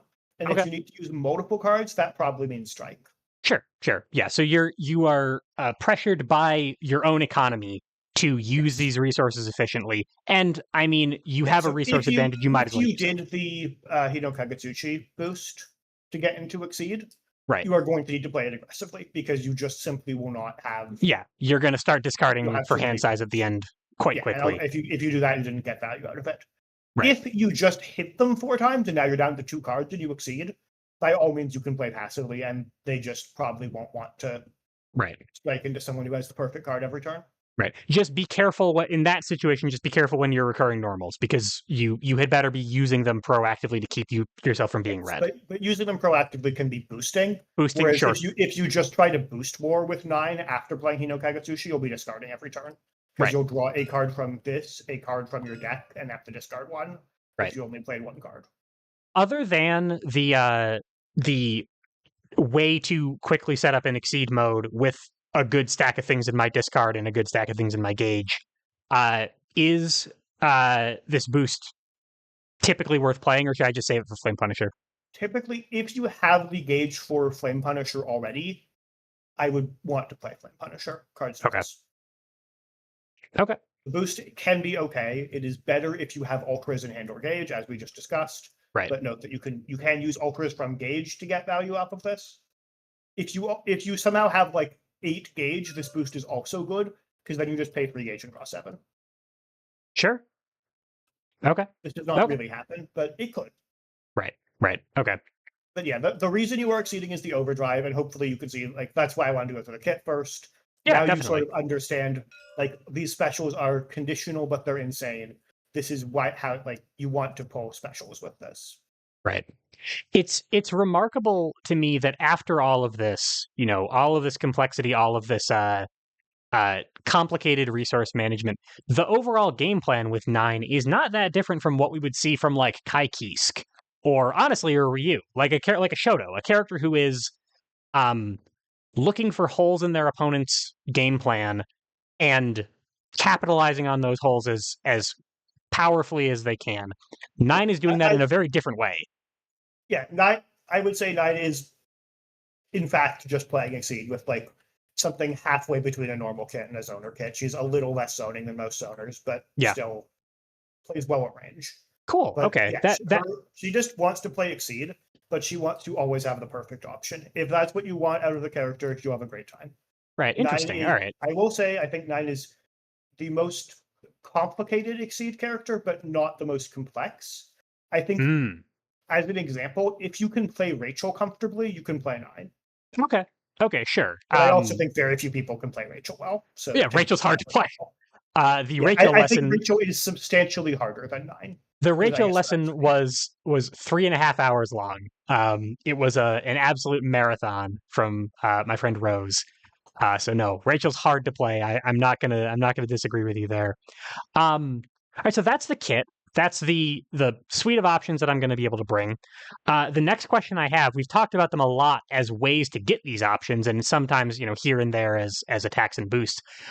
How do the normals themselves, as attacks and boosts in their own right, add to 9's game plan? So, as recurrable boosts, the fact you can recur reading, parry, and tech, and I would say light, but you never end up doing that one, and cross or run. Like these are the boosts are the fact you can recur boosts is very important. I don't know of any other character in the game who can tech you as many times. Like Joffrey with the transform, except even then it's 2 force every time, so I'm not actually sure. And his economy is miserable. Yeah, I think 9 can tech more boosts than Joffrey. Wow. Okay. So if that's what you want to do, but that will cost you so much. That will cost you everything. Yeah, you're going to be every CMOS gate that is hitting with Azurite and Lapis. You're succeeding to get back dive 4 times in a row. You're aiming your entire economy at tech in that case, but my you point could is that do it. You can do that, and if you're playing a Tinker Knight who thinks they should pay for all their boosts into 9, you will tech every boost until they have a better idea. Right. Okay, that makes sense. Okay, so my excellent utility boosts will continue to be excellent while I'm recurring them over and over again. I can find use out of them as I need to. Other than that, am I kind of just playing my normals as normal? The only thing is, as you said earlier, actually, you will have more EXs than anybody else who doesn't have a card that says Overload on it. Okay. Or a card that says EX on it. Right. Like because you just have a smaller deck with more normal density, I would guess that the difference between 9 and other people in terms of EX density is much higher than you would expect. Yeah. So, and I mean, if you want to play EXs, by all means, EX sweep is as risky as ever, but it is true that if you EX sweep, you can then, turn that into Amethyst and still kind of have a sweep. So, Sure. Is it costly to play something like fierce or light because I'm not hitting with a normal and then getting something going? Like if that's going to my discard pile, it isn't interacting with the rest of my resource engine. I would say feel free to play boosts. Like Okay. you weren't going to play these in the early game, and this isn't what you're boost warring with, like the zoner tools either. Right. So that means either the card you're trying to boost if is another normal and you are interacting with your engine, or it's like a card that interacts with your engine already, Right. or it's Amethyst and you got advantage and you can do engine stuff with the advantage turn. Okay. Okay. Like I would be very happy to play boosts. Just maybe don't play with boosts if you want to EX that card. That generally won't work well for you. Sure. Makes sense. And I mean, I have something that looks a lot like badass on Amethyst, but like these stat boosts with actually defend is literally in the kit. Light and fierce don't really have an equivalent. I could be Yeah. getting pretty solid use out of my normals as neutral tools while I'm doing the rest of this stuff, so I Yes. shouldn't sleep on them One as for thing that. you might enjoy doing is exceeding and then just using, like, this isn't if you rush exceed on turn 3. This is if you exceed on like turn 8 when you have a bunch of specials sealed already, or specials in your deck and normal sealed. Just like take the sweep from your gauge, steal it, pick up the other sweep from your sealed area, play light. An exceed that goes, you can play a boost from your discard pile as your turn action. That would be a perfectly good overdrive. Right. Actually, that would be a perfectly unprintable overdrive, probably. Right. For 4 turns. Yeah, they can't print that. Yeah, that would be pretty crazy at, without taking up your action. Yeah, speaking of things you can, well, it does. I think it does take up your action. Like you I see can what you play mean. them Yeah, you would as your get it back, action. and then I see what you mean. Okay, But it's still pretty crazy. You know what else is pretty crazy as an overdrive effect? Advance or retreat too. hey, wait a That's minute. also your overdrive effect. Hey, wait a minute. Okay, so That's the other thing you can do if you want to play relatively passively, but need to get cards out of your hand. You can just take Azurite Inferno repeatedly. right. I don't recommend that for the turn 3 exceed type of thing because you want to get your scaling effects online. Yeah, you want to be proactive because the ways that I'm going to be killing my opponent while I'm teching all their boosts, while I'm doing all this other utility stuff, are these fairly specific damage sources. It seems like. I guess add these ones in too. They hit pretty hard. Yeah, this one's pretty important. Oh This yeah, one no, is, that one hits pretty hard too. Okay, but I will say 9 might be the least likely character to play burst. Okay, sure, yeah. If you have Colorless Void in your hand, you really would appreciate just hitting with it. Yeah, Okay. or at least getting it teched. Like, right. Make them spend the time. Speaking of which, this whole sealed thing, this does not interact with your astral in any interesting ways because you have to do it first. You will never have an astral sealed and an astral in your hand. Right, and obviously I don't have 2 copies of this. Yeah, that'd be a nice 9 buff for the next patch. They should ship her with 2 copies of 2 copies of it. Yeah, I can't wait for the printing error that gives me 2 of these. That'd be pretty good. Yeah. But yeah. Okay. So my normals then are, I should be thinking of them partially as like stuff that I have to do to get this stuff that I want to be doing. Yeah, I've said that like 7 of these cards are power cards, right? 1, 2, 3, 4, 5, 6, and whatever one is best in the situation can be the 7th one. Right. Are there any normals whose, I'm going from like a Turnalouse lesson where he is agonizing over sealing normals to buff his specials because he doesn't have anything like them to play neutral with. Are there any normals that I'm actually kind of worried about like losing the utility of? Or just the fact that I have another normal. It's a little dangerous to lose both your foci and your sweeps. It's nice to make sure you have one of the slows because while Amethyst is insane, it's not insane as a slow. And as a defensive option where my opponent is punching me. Yeah. Okay. Yeah. So that's the only thing I would caution. The fasts, you have even better fasts, and if you need a boost, you can pick it up. Right. And you didn't really want to assault anyways, and Spike, I always lose strikes when I play Spike. That's not a 9 thing. Let's just be playing Exceed. Okay. Sure. All right. So, Yeah, Okay. I would just say the slows. Okay. And Despite the fact I think block and parry are often very good, I would actively try to get Flame Punisher in rotation. sure. Yeah, Flame Punisher seems like a pretty strong card. I would love to be able to hit with that a couple of times. And Parry being a information warfare generator on 9 seems like a powerful thing to be able to do over and over again if I need to. But I can get it back if I need to. This Yeah, isn't like a one-way street where I just never get this thing. When my normals are in my sealed area, they act the exact same way as my specials do, where I get them if I need them. yeah, Okay.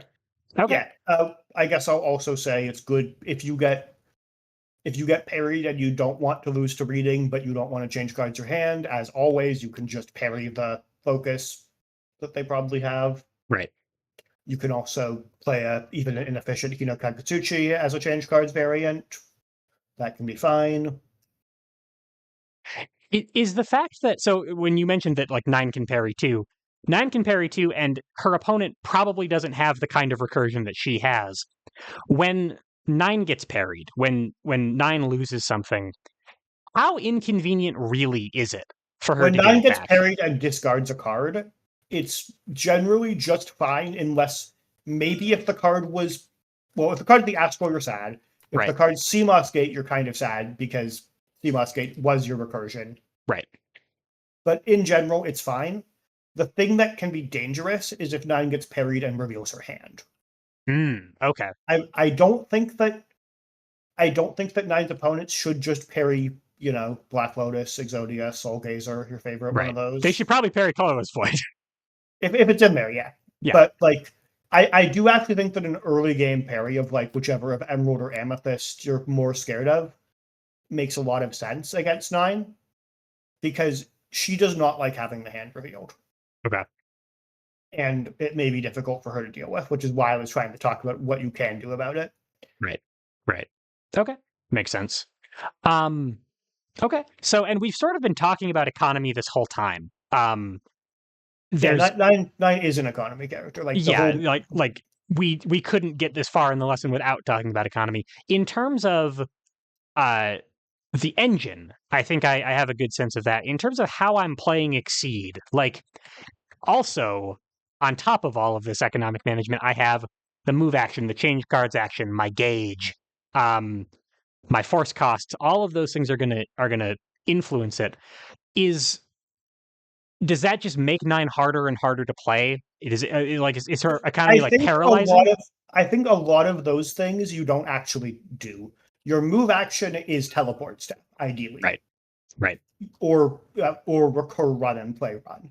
Your change card action is called exceed, and right, your other change card action is called Hino Kakatsuchi.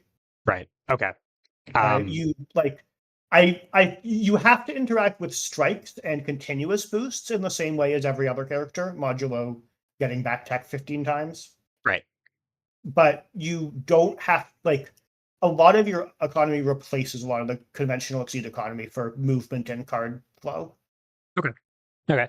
And then get speaking of card flow, uh it doesn't sound like she's the most tempo oriented character in the world. Am I cool to prep occasionally when I just all I need is cards? Yeah, the only caution there is you should worry a little more about deck out than normal because you will have 9 fewer cards to draw, 9 Right. because of the astral, Right. Right. than most Okay. people. But like you weren't worried at all about deck out normally, so you should be worried a little bit. A It's little not bit like you about should deck be out. Sure. incredibly worried unless your opponent is Shovel Knight or Monado or something. Sure. Yeah. Somebody who is a purpose built to waste your time a little bit. Okay. Um Yeah. all right. So the economy, this economy, the part where I'm looping everything and making everything go crazy, sounds like a real hassle to deal with until I get my hand on it. The exceed economy actually doesn't sound that bad. I mean, to the point that Rachel, for example, as you mentioned, has probably a much dicier time paying Yeah. for effects. Yeah. In a lot of ways, you are like 9. Rachel is if I had infinite cards, I could do anything. 9 Yeah. is I have infinite cards. Right. Okay. Yeah. The Your inevitable your things combination of are the two. yeah, your things are much less strong than the best setups Rachel can produce, Right. but you can produce whatever you want pretty much anytime. Right. With Might be maybe a a little turn's sad if notice, maybe less with Yeah. Seamusgate. Yeah. Okay, that makes sense to me. All right, so the last question that I've got is about counterplay. Before we get there, any other kind of like stray thoughts about how to play 9 that we Let me haven't covered yet? I'm just taking a moment to look over the cards again myself and see if anything really Yeah, comes to mind. absolutely.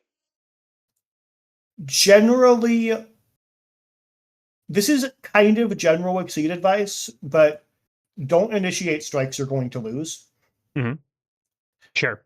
You like that is the way you can actually not have infinite resources as 9, is if you strike and lose. So just don't do that. Like, do something else with your time.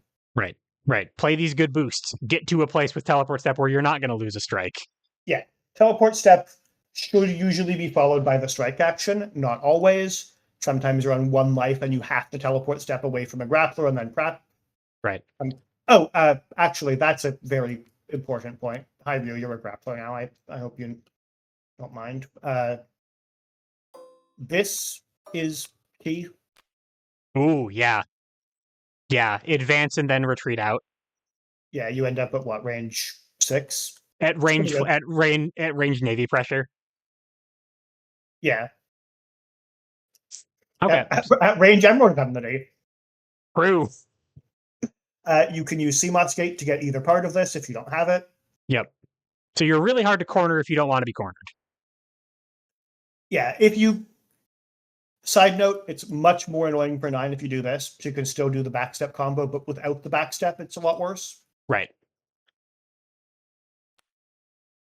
I guess it's kind of counterplay, but it came up. Sure. No, definitely. One thing that I'll add as we're talking about this, there is several resources online of people who upload YouTube videos of Exceed games. D is the big one, obviously, but like Moriarty, like plenty of people have Exceed games on their YouTube channel. I would, with a character whose um, engine is this complicated, but whose game plan is actually like Exceed, I would strongly recommend that anybody watching this just go watch a couple games of 9 to see how she works in practice to kind of get the rhythm of it. Um, because like honestly, like compared to some other really complicated characters that I've learned about on this show, she doesn't sound like that much of a nightmare in practice. It's just that it's heady, right? There's a lot of things going on that you have to keep track of. Yeah, There's a lot of difficulty. yeah, Just go watch and see what the engine going looks like to get a sense of it. yeah. I would say if you could understand 9, you can play 9. She's like a 10 out of 10 complex, like how complicated is her kit, and a 7 out of 10 how hard is she to play. Okay. She's not Yeah. easy, but if you got past square one, by all means try the character, you'll do fine. Okay. That makes sense.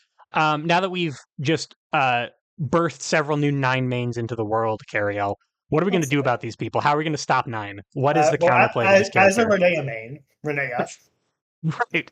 Okay, that's yeah. So Infowar, if you have an extra card that acts like reading or parry, you're probably just really, really happy. You're doing pretty well. If you have a looping fireball that beats her options, so Ryu is the obvious one, but Right. yeah, I think you have to have a looping fireball. I'm not that scared of a zoner who just has a couple zone tools. That's what I am. Right. But if you like Ryu, especially because you could devote 1 card space to Hado, and if you close in, you're fighting the rest of Ryu's kit. Right. Yeah, that's as a side note. That's why I mentioned that is the use case Citrine has the boost on this card. If there's a Hado on top of their deck, you can't beat it. You play Citrine. Right. Whatever they do, they have to draw the Hadoken from the top of their deck. Right. Right. Now you can parry it. You can parry get a it, parry sure. with whatever 9 checks you want.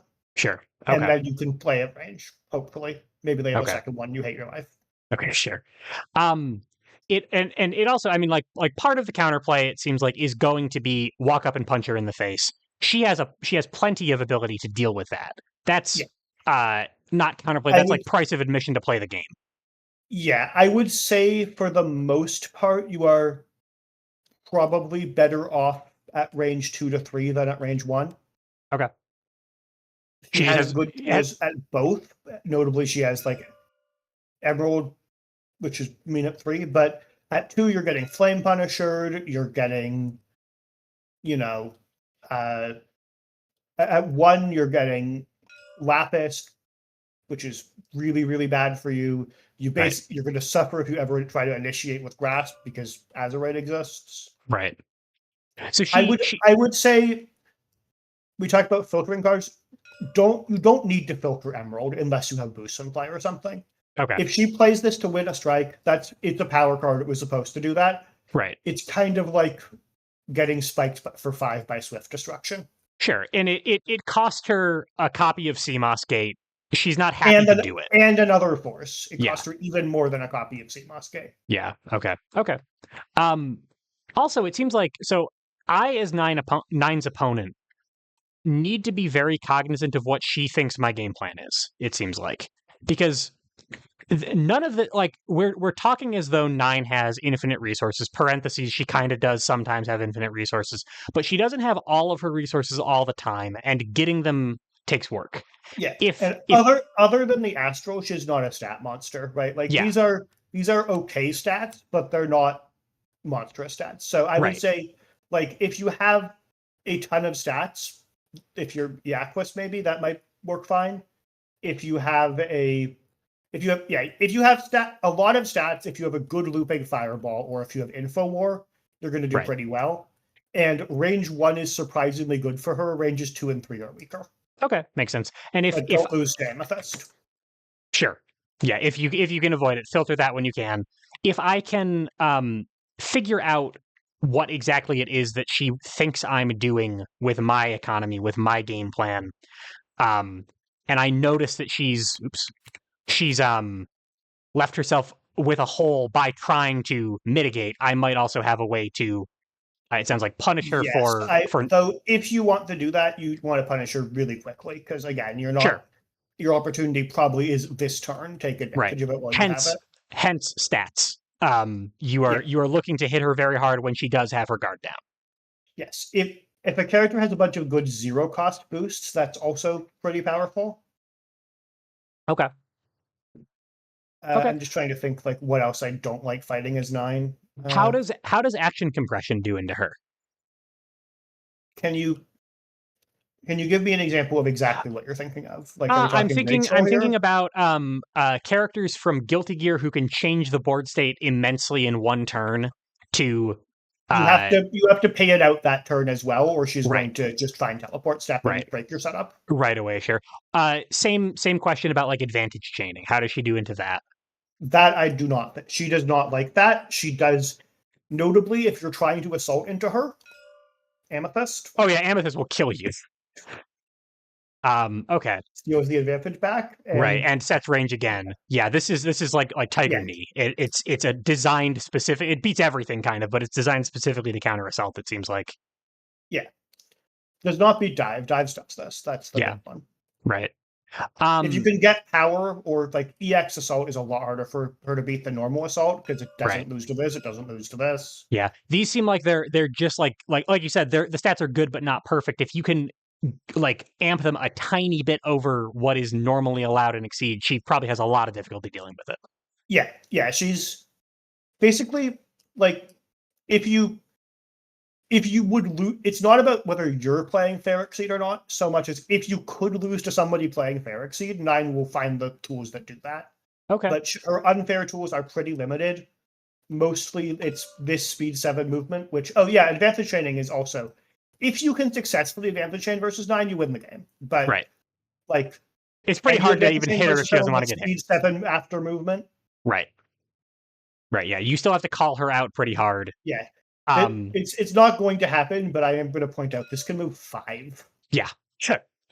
So short of information warfare, it sounds like kind of the broadest writ of the counterplay is use your turn very well. Whatever that means for your character. If that means advantage chaining her, if that means action compression, if that means just stat checking her, do what your character can do as efficiently and as well as you can. Because if you give her a little bit of time to find an answer to what you're doing, she will find it. Yeah, and she will have the answer like the first 3 times, even if you aren't really giving her time. So I guess that's a good note. She's kind of weak on the first couple turns of the game. Okay. If you are a character who is like, you're a season 5 character who has a opener that hits at range 4 with speed 5, and then We still strike, you that kind of know, thing. yeah, like that's a good counterplay. I'm not saying strike for no reason with dive without a good follow up. I'm saying if you were a character where this was already reasonable, it's even better into her. Right. Okay. That makes Because sense. all she's going to do is play normals. You can just beat normals. Did you know that you can just choose to beat normals? That's crazy. I'm not sure that that hasn't come up on the 113 Access Exceed lessons so far. Is that normals have counterplay? That's nuts. Okay, Um, cool. Well, yeah, she has a lot of normals, which means that like until she's got her engine going on the first couple turns of the game, if right. you just play something that beats normals, like maybe you'll lose to Emerald. Right. For 2. And that sucks, but it's 2 and she It's spent that's a less fourth to than do it. her getting a CMOS gate played later in the game. So Definitely. Yeah. No, you're pretty happy to lose to that in the grand scheme of things. She sets range, but you got to run. You can make that up. Okay. yeah, All right. It sounds like that's 9. It sounds like I've got a pretty solid, first step. It sounds like this character's got a lot of nuance to uncover. We can, yeah. I do think they're maybe less punishing than you'd expect from the description. I'm just kind of reiterating. I wouldn't be too scared of learning yeah, 9. Like this is not a Rachel where you lost the game 10 turns ago and you don't know why. right, right. This You have to go like diagnose your play errors. Um, yeah, well, I mean, like I will definitely say, Keriel, you've done an amazing job of making a complicated character feel quite approachable. Specifically, the idea that you telling us that all she's doing is playing complicated exceed. She's a 7 out of 10 difficulty. Like that actually is a really really strong recommendation in my book to go give her a try to not be intimidated. Hopefully, people at yeah, home learned something. I certainly did. I'm actually really looking forward to going to try her out. So thank you so much for your time and for your expertise. I really, really appreciate it. It was great talking to you. yeah. It was great being here. I'm hoping I will be able to show up again for another character. I'm glad to hear it. The one I last thing I'm going to say, because I just thought of it for counterplay, sure. you should have played 9 before is also 9 counterplay. Oh yeah, no, She good she is call. not like a Linnea or an Amina in terms of knowledge check, but you will get knowledge checked if you have not played 9. You should have Right. played her before, and the other counterplay is you should be writing down known cards. You were probably doing this anyways, but I think it's a little easy when she just picks up a card from her sealed area to forget, like, oh, I know she has this card in her hand.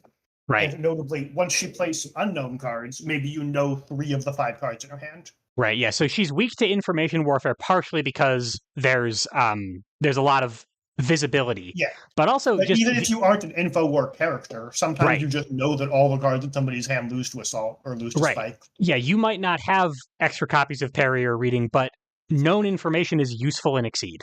Like Yeah. that's still a powerful thing to have. One last thing I will mention, and this is just for the TTS players, the etiquette is that when you have a normal in your sealed area as 9, you put the card sideways like this. Okay. That will make it easier for everyone to count how many normals are there. It helps your opponent track what's going on. Right. Yeah. Mind games not are fine, but don't be annoying to your opponent. there's not as much of a difference between this and this as there would be between a season 2 normal and a season 2 special, for Yeah. example. So yeah, just keep that in mind. That's a great call out, actually. Yeah. It seems like That's she's all hard I enough to really keep track of have on to its say. own. Don't make it harder. Yeah, that's all I really have to say for the moment, but people are welcome to hit me up if they have questions. And I think that's Sorcery 101. All right. Well, that's where we'll leave it then. Keriel, thank you so much. Hopefully, I will see all of you for the next one. Have a good night, everybody. Goodbye.